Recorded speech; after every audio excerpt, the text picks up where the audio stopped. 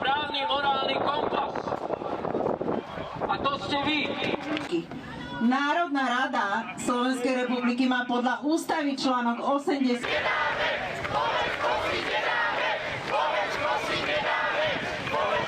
Na strane obetí vojenskej agresie nie sa spája s režimom, ktorý rozvracia medzinárodnú bezpečnostnú architektúru. Dobrý deň, alebo priatelia.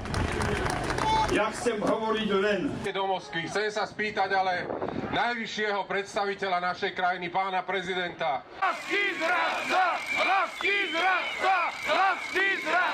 Slovenská republika ako súčasť kontrole a bolo v súlade so zahranično-politickým záväzkami Slovenskej republiky. Žiadame teda, aby predseda vlády Vladimírom Putinom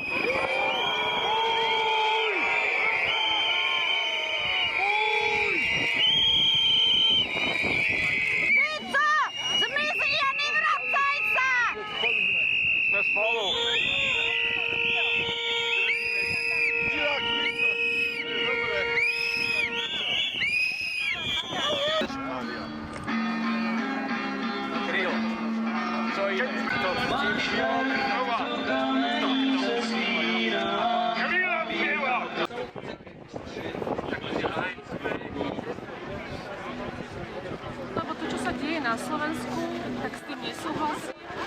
Patríme do Európskej únie, sme v Európskej únii, sme v NATO a to, čo sa je vlastne zrada.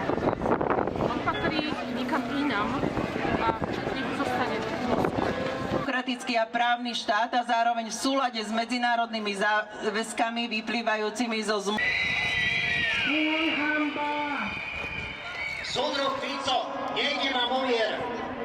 Chcete Putina aj v Bratislave. V budúcnosti Slovenska záleží. A to ste vy. Priatelia, spolu. Slovensko ešte dnes nemá zlý obraz vo svete, ale slovenská vláda má veľmi zlý. A je na nás, aby zlý obraz nemalo aj Slovensko. Potrebujeme o to spoločne zabojovať.